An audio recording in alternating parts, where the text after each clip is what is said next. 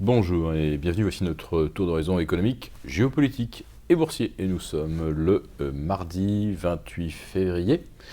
Pour comprendre comment tourne la planète finance, et lorsqu'elle va tourner ce soir autour de la prestation de Donald Trump devant le Congrès américain, c'est sur la bourse au quotidien et nulle part ailleurs. Et l'épisode du jour s'intitulera « On a fait un bon mois de février, allez, je vous mets un bon 17 sur 20 ». Vous voyez, 17 sur 20, c'est le nombre de séances de hausse sur les 20 que comportait le mois de février à Wall Street. Prenez le Dow Jones, 17 séances de hausse sur 20. Alors, tout d'abord, c'est un record de nombre de séances de hausse pour un mois boursier. Aussi loin qu'on remonte, 120 ans en arrière. Mais il est encore plus exceptionnel dans la mesure où, depuis le 1er février, qui fut une séance de repli, aucune consolidation depuis le 1er février n'a dépassé les 0,2%. Il y a eu, de mémoire, moins 0,20 le 6, moins 0,10 le 8 février. Et depuis, il n'y a plus que des hausses. 12 consécutives pour le Dow Jones et autant de records de clôture, quand ce ne furent pas des records intraday. Il y a une exception sur les 12 où le Dow Jones n'a pas battu à la fois un record de clôture et un record intraday. Le S&P en est à 11 séances de record sur 12. Et même observation que sur le Dow Jones, aucune consolidation depuis le 1er février de plus de 0,2%. Donc ça, c'est quelque chose de jamais vu. Ça ne fait qu'illustrer ce que je vous explique depuis des années. Bon, d'abord, les machines ont pris le pouvoir. Ça, c'était difficilement contestable, même si certains continuent de dire que le marché a une psychologie. Mais bon, laissons-les dire, ils sont consternants de naïveté ou d'imbécilité. Et ça démontre aussi une autre de mes thèses, qui est que l'évolution des indices est prédéterminée à l'avance. Autrement dit, c'est pas l'actualité boursière, c'est pas l'économie, c'est pas ce qui se passe dans le réel qui conditionne l'évolution du cours. On détermine d'abord un objectif pour les indices, et ensuite, eh bien, comme au mois de février, on va fractionner en autant de séances de hausse que nécessaire pour atteindre cet objectif.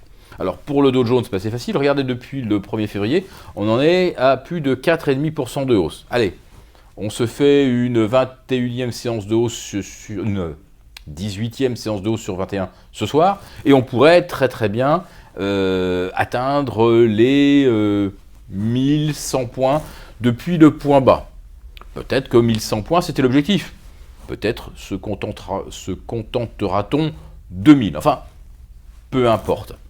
Il y avait un objectif, et pour l'atteindre, on a donc construit un scénario de hausse, peu importe l'actualité géopolitique du jour, les forces ou les faiblesses de l'économie américaine, les bonnes tendances ou nouvelles venant d'Asie ou les mauvaises, rien n'a d'importance, rien n'influe sur un cours que l'on a prédéterminé et que l'on va piloter jusqu'à l'objectif. Alors, il faut trouver un prétexte pour faire un storytelling. Alors, depuis le début du mois de février, on nous raconte que c'est parce que le marché est convaincu maintenant que l'on a une administration, un gouvernement américain qui est pro-business. 8 ans d'Obama, des cours de bourse multipliés par 3,5%, par 3,5%, donc plus de 350%, et c'était une administration qui n'était pas pro-business. Bref, on est capable de raconter absolument n'importe quoi pour masquer une réalité qui est que le marché ne reflète absolument pas l'état de l'économie, ni les horizons géopolitiques.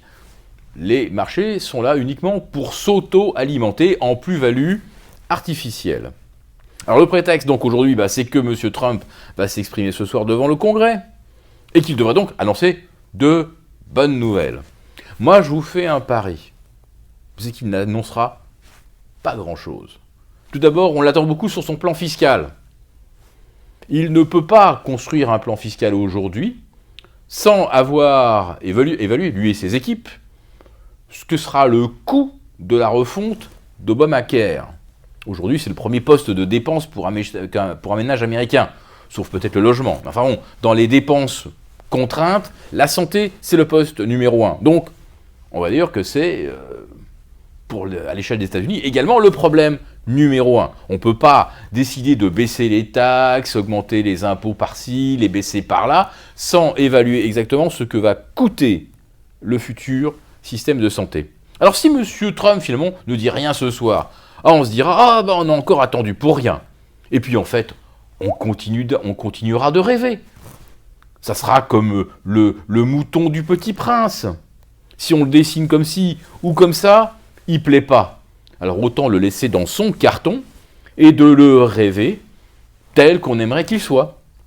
Donc le plan fiscal de Trump, s'il n'est pas dévoilé ce soir, eh bien ça pourrait être un nouveau prétexte à se dire « alors plus on attend, plus ça va être bon, plus ça va être formidable, plus ça va être sensationnel pour les marchés. » Si, toutefois, les Sherpas ont décidé de tirer le Dow Jones, je ne sais pas moi, vers 21 000, le Nasdaq à 6 000, on est à 5 860, pourquoi pas viser 6 000 d'ici la mi-mars, ou sur le S&P 500, on est à 2 370, allez, après tout, les 2005 ne sont peut-être pas si loin.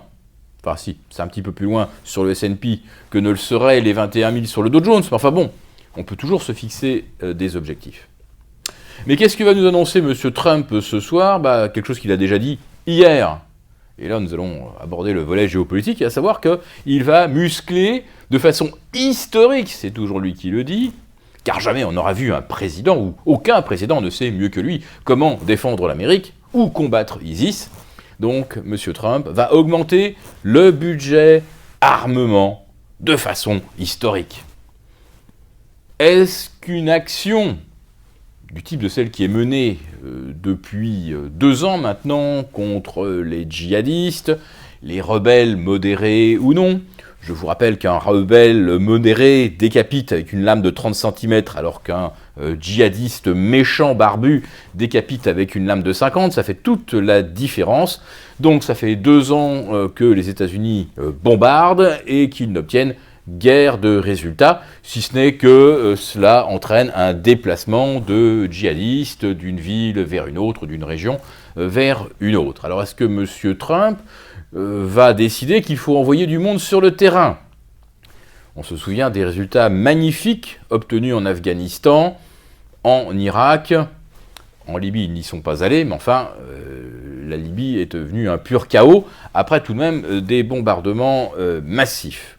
Voilà, donc l'avenir, si c'est ça, si pour relancer l'économie américaine, on fait des dépenses d'armement, ça sera évidemment en creusant des déficits, parce qu'une dépense d'armement ne génère pas immédiatement de revenus, sauf si aujourd'hui les États-Unis sont convaincus qu'ils obtiendront tous les contrats pour reconstruire ce qu'ils auront détruit à coups de missiles. Enfin, dans un premier temps, les dépenses d'armement, c'est du déficit en plus. Alors combien de temps les créanciers des États-Unis vont-ils soutenir l'effort de guerre, et sachant que cet effort de guerre peut parfois nuire aux intérêts de certains créanciers.